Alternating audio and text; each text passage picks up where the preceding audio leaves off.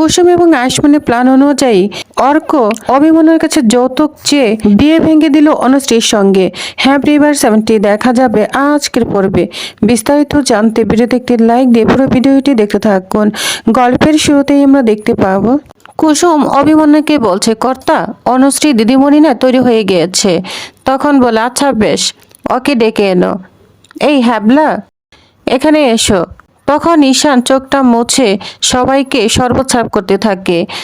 অভিমন্যু বলে, নাও অর্ককে দাও, ওর বাবাকে দাও। তখন সবাইকে শরবত দিতে থাকে ঈশান, আর ভিতরে খুব কষ্ট পেতে থাকে। তখন অর্কর বাবা বলে, ওকে তো চিনলাম না। তখন অভিমন্যু বলে, ও আমাদের বাড়িতে কাজ করে, কিন্তু কাজ করলেও আমার পরিবার থেকে কোনো অংশে কম নয়। আজকালকার দিনে না ওর মতো ছেলে পাওয়া খুব কঠিন। খুব ভালো মনের ছেলে হ্যাবলা, দাও ওদেরকে দাও। তখন ঈশান অর্ককে দিতে গিয়ে পুরা পাঞ্জাবিটাই নষ্ট করে ফেলে শরবত দিয়ে। তখন তো অর্ক অনেক রাগ হয়ে যায়। ঈশান বলে, আমার ভুল হয়ে গিয়েছে, আমাকে ক্ষমা করে দিন। তখন অর্ক রিয়াক্ট করতে থাকে, তাকে একটা চড় মারতে যাবে, হাতটা ধরে ফেলে আয়ুষ্মান। তখন অর্ক বলে, হাতটা ছাড়ো, আমার হাতটা ছেড়ে দাও। তোমার সাহস কি করে হলো আমার হাত ধরার? তখন কুসুম বলে, ছোট সাহেব আপনি রাগ করবেন না, ওর হাতটা ছেড়ে দিন। তখন কুসুমের কথায় আয়ুষ্মান হাতটা ছেড়ে দেয়। কুসুম তখন ঈশানকে বলে, ঠাকুরপো তুমি ওনার কাছ থেকে না ক্ষমা চেয়ে নাও। তখন ঈশান বলতে থাকে, আমি ইচ্ছে করে এটা করিনি, আমাকে ক্ষমা করে দিন। তখন অভিমন্যু বলে, হ্যাবলা একটু দেখে শুনে তো কাজ করতে হয়। তখন অর্ক বলে, এটা পরিষ্কার করো। কুসুম বলে, আমি করে দিচ্ছি। তখন বলে, না, যে নোংরা করেছে তাকেই সাফ করতে হবে, ওকে পরিষ্কার করতে দাও। তখন অভিমন্যু বলে, অর্ক ও তো জেনে বুঝে করেনি, তাহলে তুমি একটু যাও না, রিবুর সঙ্গে যাও, এটা ধুয়ে নাও। তখন রিবু বলে, হ্যাঁ অর্ক তুমি আমার সাথে এসো, আমি কিছু একটা ব্যবস্থা করে দিচ্ছি। তখন অর্ক রিবুর সঙ্গে চলে যায়। এদিকে দেবলীনা খুব চিন্তা করছে। তার মা বলছে, তুমি কেন এত চিন্তা করছো? তোমার যা কাজ তা তো আমি করেই দিয়েছি। তখন দেবলীনা বলে, মম তুমি বুঝতে পারছো না আমি কেন এত টেনশন করছি? ইন্দ্রাণী আন্টি যদি জানতে পারে না যে পুরোটাই আমাদের একটা ড্রামা, তুমি অসুস্থ নও, তাহলে না আমাদের জেলে চলে যেতে হবে, বুঝতে পেরেছো? একদম লকআপে পাঠিয়ে দিবে। আর আমাকে জানতেই হবে আয়ুষ এবং ঈশান এখন কোথায় আছে। তাই দেবলীনা সঙ্গে সঙ্গে রোশনকে ফোন করে। রোশন ফোন ধরতে দেবলীনাকে বলে, কি হয়েছে, তুমি আমাকে কেন ফোন দিয়েছো? তখন দেবলীনা বলে, রোশন তুমি রেগে আছো কেন আমার উপরে? বুঝতে পারছি না তো। তখন রোশন বলে, শোনো দেবলীনা, তোমার সঙ্গে না কথা বলা আমার কোনো ইচ্ছা নেই। তখন দেবলীনা তাকে কন্ট্রোল করার চেষ্টা করে, বলছে, কি হয়েছে বেবি, এরকম কেন করছো?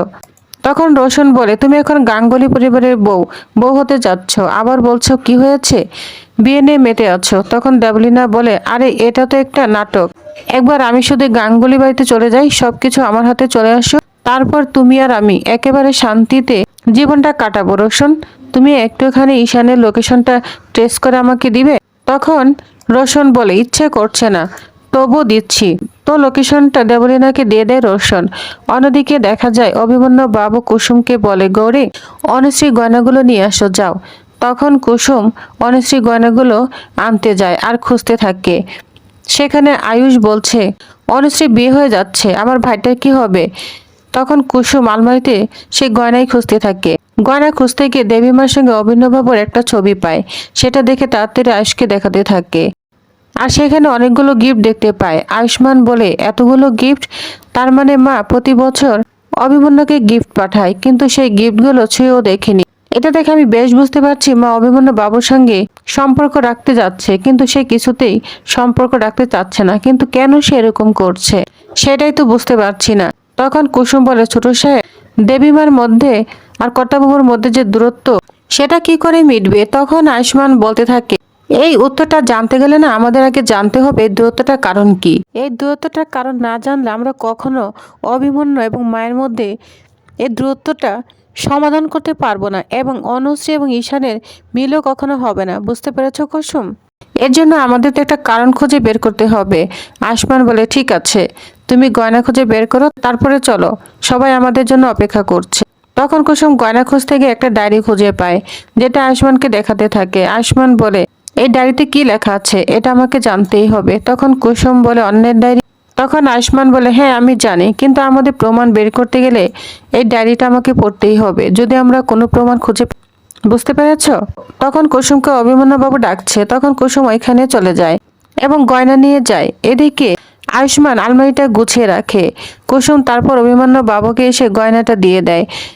অভিমন্যু বাবু কুসুমকে বলে, যাও অনুকে নিয়ে আসো।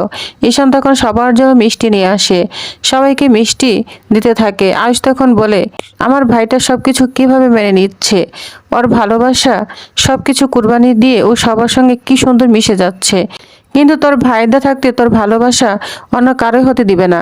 তো এদিকে ঈশান তো সবার সামনে নাটক করছে, ভালো থাকার চেষ্টা করছে। তখন আয়ুষ্মান ঈশানকে বলছে, ঈশান তুই কি করছিস? ঈশান বলছে, কেন, খাবার সার্ভ করছি। আয়ুষ্মান, তুই এটা কি করে পারছিস ঈশান? তখন বলে, আমি কর্তাবাবুকে কথা দিয়েছি ভাইদা।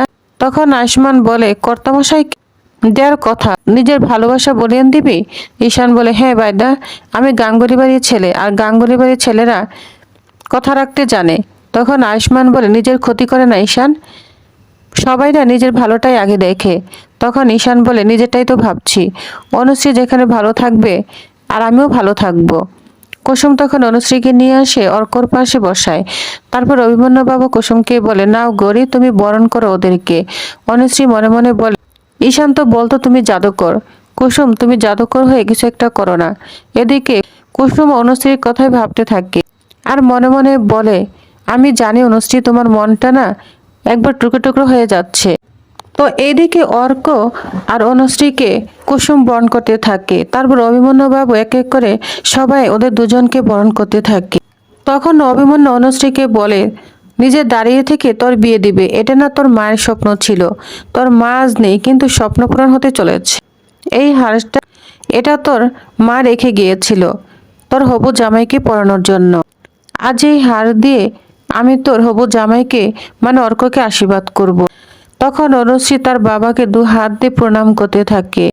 এদিকে অভিমন্যু অর্ক দিকে তাকিয়ে বলছে, কি ব্যাপার, অর্ককে আজ এরকম কেন দেখাচ্ছে? মনে হচ্ছে ওর মনে একটা সংকোচ কাজ করছে।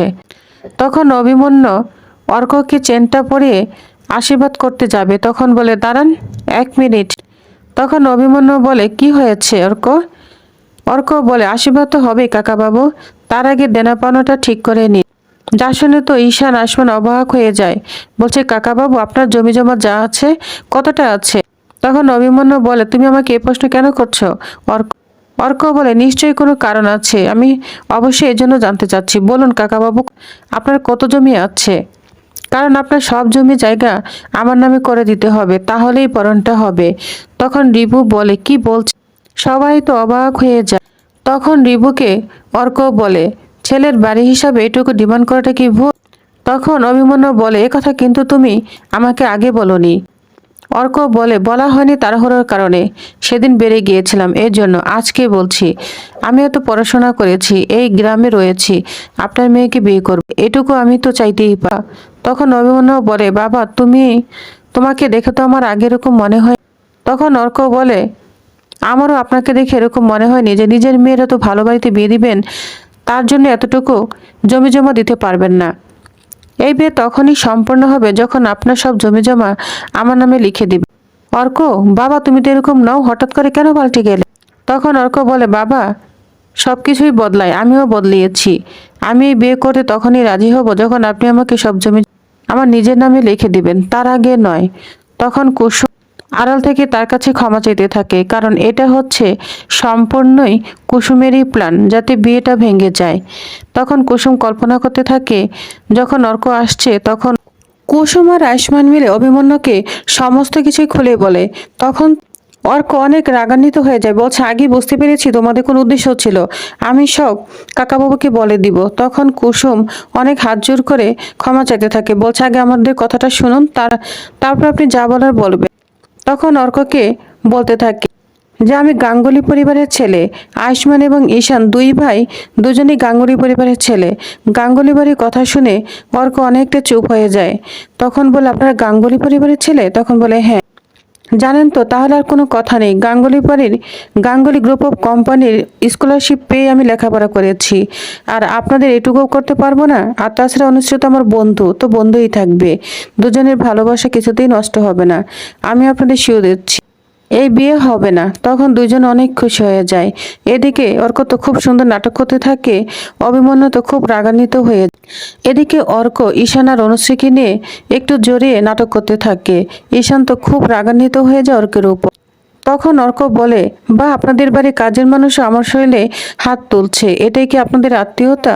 তখন অর্কর বাবা বলে, হ্যাঁ, এটা আপনাদের বাড়ির আত্মীয়তা। তখন অভিমন্যু বলে, যান, এরকমই আমাদের আত্মীয়তা, আপনারা এখান থেকে বেরিয়ে যান।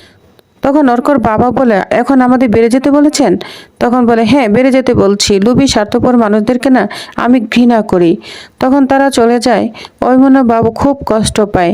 এদিকে পাড়া প্রতিবেশীরা সবাই নানান কথা বলতে থাকে, বলছে বিয়ের আগে মেয়েটা আশীর্বাদটাই হলো না, ভেঙে গেল বিয়ে। তখন কুসুম বলে, এভাবে বলবেন না। আর আয়ুষ্মান বলে, আপনারাই তো জানেন পণ দেওয়া ভালো নয়, আইনগত অপরাধ, তাহলে আপনারা কেন এসব বলছেন? তখন কুসুম মনে মনে বলতে থাকে, অনুশ্রীদির এমন একজনের সঙ্গে বিয়ে হবে, সে তাকে অনেক ভালোবাসবে, অনেক সুখে রাখবে। এটা বলে কুসুম অবাক হয়ে যায়। তো টিউবার্স, তাহলে নেক্সট আকর্ষণীয় পর্বে আরো কি কি থাকছে তো জানতে অবশ্যই আমার সাথেই থাকুন। ধন্যবাদ।